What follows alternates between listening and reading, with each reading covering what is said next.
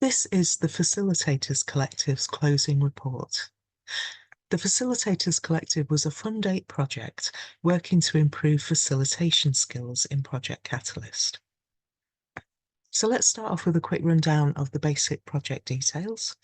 The name of the proposal was Catalyst Facilitators Collective, and there's an idea scale link to it and the project's ID number.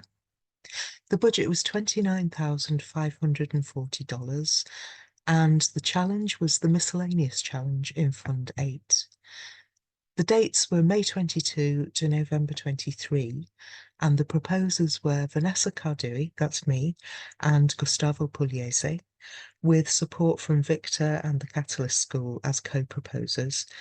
And we'd also like to name check Maria Carmo, Kirsten, Elias, Zoe, Ubio, Newman, and Peter, who all took a big part in the work either as trainers or as trainees.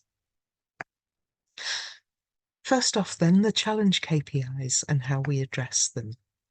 The Fund 8 MISC challenge was pretty simple. It was for projects which are related to Cardano in some way and which would not be able to be funded in any other challenge in the fund.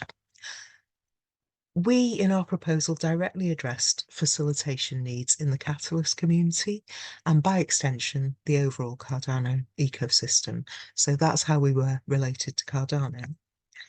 And there was no other challenge in Fund 8 where this proposal could have fitted. So it did fulfil the aim of enabling new ideas that were not being addressed by other challenges. Next, let's have a look at our project aims and how we address those. In essence, we aimed to, first of all, train new facilitators in Catalyst, then support those new facilitators, and then develop a charter for good facilitation, which groups could sign up to say that they agreed with its principles. Let's take the first one, training new facilitators first. So our first training course, we successfully trained 12 new facilitators with great feedback from the trainees, so we considered that a success. But we realised pretty quickly that repeating the live course again, just with a new cohort as we'd originally planned, would only enable us to train another handful of additional people, another 12 at most. So instead, we opted for a more lasting impact by creating self-guided learning materials. And one thing that was really good about that was that the first cohort of trainees were able to help with writing them. So what we produced is a series of bite-sized learning resources on really specific facilitation topics, an online self-paced training course, which was closely modelled on what we delivered to cohort 1, an accreditation process for people who undertake the course, and a series of practice sessions in the community which were facilitated by the trainees from cohort 1, experimenting with new formats such as Vox Pops. It's interesting that a particular focus emerged in these practice sessions of how to facilitate the gathering of community opinion, which is something we have to do quite often in Catalyst. So it was really useful and interesting to experiment with new approaches to that. All of the links in this slide are in the description. Now on to the next aim of supporting those new facilitators. In our Discord server, we developed 2 useful practices to support new facilitators. The first one was group analysis and critique of the facilitation that we saw around us.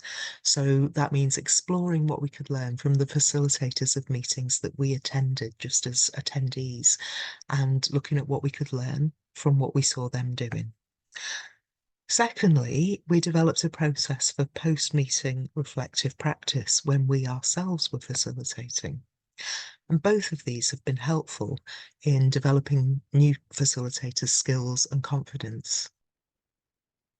And then our third aim of developing a charter.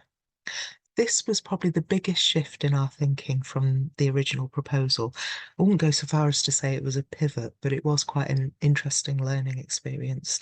Originally, we'd planned to create a single charter with basic principles of good facilitation derived from the training course that we delivered to cohort 1, and invite organisations in Catalyst to sign up to it to say, yes, we agree with these principles and we enact them in our meetings.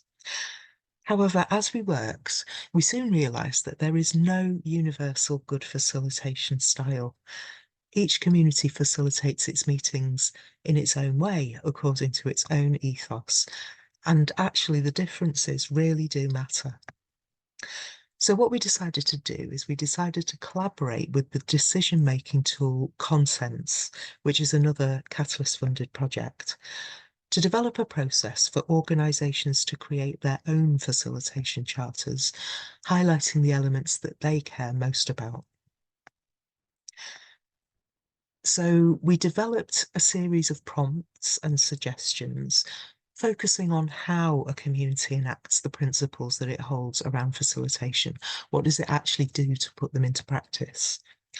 And then Consents planned to create a dedicated area in their decision-making tool for communities to use our prompts to write their own individual charters, or even for individual facilitators to create a personal charter for themselves about how they work as a facilitator and what their approach is. This felt like a much better approach to achieving the original intent of our proposal. It keeps the core idea of showing transparently what a community's facilitation values are, so that when somebody comes along for the first time to one of their meetings, they know what to expect. And it also keeps the idea of focusing on what a community does in practice to follow their stated principles, rather than having those as just mere rhetoric. But it doesn't try to impose centralised standards across different decentralised communities. Unfortunately, the consents tool temporarily, we hope, ceased being further developed while we were in the midst of this work, so we weren't able to try the process out with communities. But for the future, we think that we've hit on something really quite valuable about the development of standards in a decentralised community. The approach we took here respects difference and divergence and doesn't seek to impose standards from one community onto another community, but it still encourages individual communities to learn from each other, to create a standard for themselves and for their own work, and to make their practices transparent to everyone. So let's move on to the proposal's key achievements. First one was gaining a deeper understanding of what's actually unique about what we're doing as facilitators in this space. Although we're drawing on what you might call traditional facilitation skills, we're specifically developing approaches to facilitating online, multinational, multilingual, and decentralized communities. Obviously, this is a growing field, especially in our Web3 spaces. And it feels important that the Facilitators Collective has started to think about this specific kind of community and how to repurpose traditional facilitation skills to suit it. Another key achievement was creating some really good learning materials.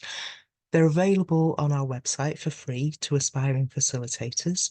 You can see the links in the description, and they feel like a really worthwhile achievement. A third key achievement was collaborating with Consents. Although our work together didn't ultimately lead to a product, it did produce, we think, some really important thinking on how to develop decentralised standards in general, on facilitation or on anything else. It was good to work with another Catalyst-funded project on this, and the Consents team said that working with us gave them some significant new insights on ways that their tool could be used. Now let's have a look at the key learnings for us from the project. So the first thing that we learned is that in decentralised communities, we need polyvalent standards. I've already talked about this a little bit and how this insight came about. But we really did learn that whether in facilitation or anything else, we should stop aiming for universal standards in our decentralized communities.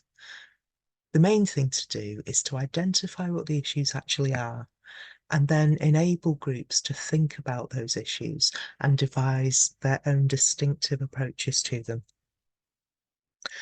The next thing that we learnt is that inclusion is probably the most important single issue in facilitation, at least for the type of facilitators that we in the Facilitators Collective want to be.